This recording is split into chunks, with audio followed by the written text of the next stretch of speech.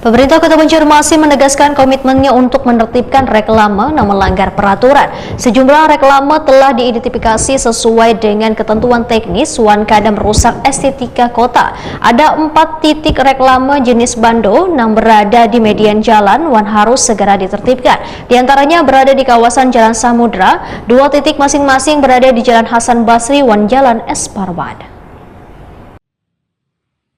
Pemerintah Kota Banjarmasin menegaskan komitmennya untuk menertibkan reklame yang melanggar peraturan. Sejumlah reklame telah diidentifikasi sesuai dengan ketentuan teknis wan kadang merusak estetika kota. Ada 4 titik reklame jenis bando yang berada di median jalan wan harus segera ditertibkan, di antaranya berada di kawasan Jalan Samudra, 2 titik masing-masing berada di Jalan Hasan Basri wan Jalan Es Parman. Demikian dipadahkan Sekretaris Daerah Banjarmasin Ihsan Budiman Wetakuni Prima TV usai rapat sosialisasi reklame bersama SKPD terkait wan bubuhan pendor di Aula Kayuba Imbai Balai Kota Banjarmasin Jalan R.E. Marta Dinata Banjarmasin tengah hari Senin 7 Juli 2025. Ihsan Budiman menyatakan hasil rapat pendor terkait telah sepakat akan melakukan pembongkaran secara mandiri dalam waktu dekat. Pemerintah kota pun memberikan batas waktu kepada pendor untuk menyelesaikan pembongkaran. Jika dalam tenggat waktu terlewati tanpa adanya tindakan dari pendor, maka pemerintah kota akan mengambil alih proses penertiban. Selain reklame lawas, pemerintah kota juga menyoroti adanya 18 reklame hanyar yang sedang dalam proses pengajuan izin. Namun sebagian besar kadang memenuhi syarat konstruksi wan tata letak. Jadi hari ini kita lakukan sosialisasi terhadap beberapa untuk penyelenggara reklame di tempat kita, para vendor penyelenggara reklame. Jadi dari penyelenggara reklame itu ada beberapa jenis ya reklame, ada baliho, ada billboard dan segala macamnya. Kemudian itu kita pilih lagi yang secara spesifik ya. Ada yang bando, ada yang masuk ke sebagian median jalan, kemudian ada yang memang secara konstruksi dan halnya tidak memenuhi. Nah, penanganan yang cepatnya adalah untuk bando dan median. Bando itu ada 4 lokasi ya, yang segera itu harus dibereskan, dibersihkan ya, ditertibkan karena memang secara ketentuan dan sudah lama ya, mulai tahun 2018 itu sudah berproses, namun ya bergerak lambat lah. Tadi disampaikan ke yang bersangkutan, ke masing-masing vendor, dan mereka bersedia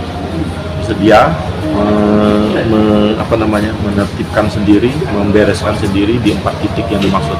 4 titik ini ada di Grand Mentari, di seberang antara di Jalan Grand Mentari Hotel, kemudian ada di Hasan Basri, ada 2 titik, kemudian ada di Es Parman juga. Nah, kemudian tambah lagi 2, dan itu semuanya penyediaannya ada di sini. Dan tadi ada kesediaan semua untuk melakukan pembongkaran sendiri. Ada jangka waktunya Pak dari Pemko sendiri? Kalau yang ini udah. Kalau bisa besok mereka bongkar cepatnya. Kepala Dinas Pekerjaan Umum wan Penataan Ruang Banjarmasin Suri Sudarmadiah membedakan kebijakan ini merupakan bagian dari upaya pemerintah kota dalam menata kota agar terlihat lebih rapi. Penataan reklame dinilai penting untuk menjaga keselamatan publik serta memastikan penyelenggaraan iklan di ruang terbuka kadang melanggar regulasi.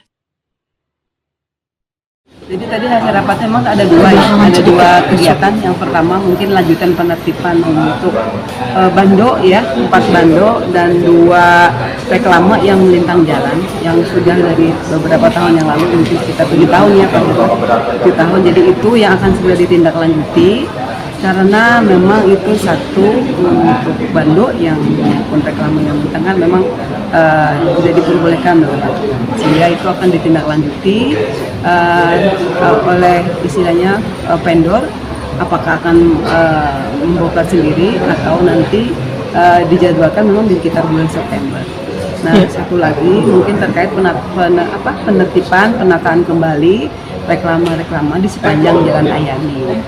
Nah, itu tadi juga ditindaklanjuti bahwasanya dari 40 yang di sepanjang Ayani itu memang 18 terkait dengan konstruksinya. Jadi memang kalau ini penataan ini memang lebih banyak ke arah perizinan bangunan gedungnya. Jadi sesuai dengan PP 16 maupun Perda Bangunan Gedung, itu tiang-tiang reklame juga harus memiliki PPT untuk keamanan dan secara teknis layak konstruksi tersebut. Nah, sehingga di Jembatan Ayan ini dari 40 ada 18 ya yang memang konstruksinya mungkin tidak sesuai. Konstruksinya sudah keropos ataupun penempatannya tidak sesuai dengan tata ruang gitu ya. Nah, ini yang memang tadi sudah disepakati dengan para vendor, mereka akan melakukan penyesuaian dan mengurus perizinannya kembali. Salah seorang pemilik Apertasing Mas Rani menyatakan sangat mendukung arahan dari pemerintah kota serta berencana membongkar sendiri reklame bando miliknya nang membentang di atas Jalan Pangeran Samudra. Mas Rani berharap Wai akan membangun reklame, proses perizinannya kada dipersulit.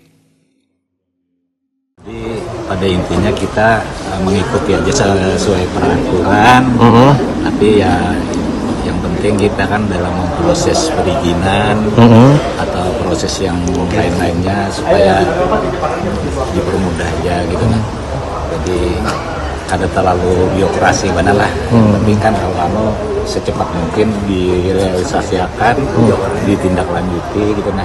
Supaya kita juga kalau berlama-lama kan kita juga kayak semacam ya apa ya mereka berusaha kan pasti pengennya cepat dan tetap mengikuti aturan-aturan yang berlaku kan gitu. Kalau yang punya pian ada di mana nih Pak? Ada yang kena penertiban juga kah ya, Pak? Kalau punya kami ini ada kena penertiban, cuma punya kami ini penertiban karena bando itu kan nggak boleh yang melintang, tapi kami punya izin. Nah, karena itu peraturan mungkin dari pusat bahwa bando itu nggak boleh lagi kan, ya kita tetap mengikuti. Tapi kami juga minta ya semacam dispensasi, misalnya kami turunkan itu kami juga mungkin di sekitar titik itu kami mendirikan titik yang sama tapi bukan bando. Tidak melintang lagi ya Pak ya? Melintang lagi. Oke.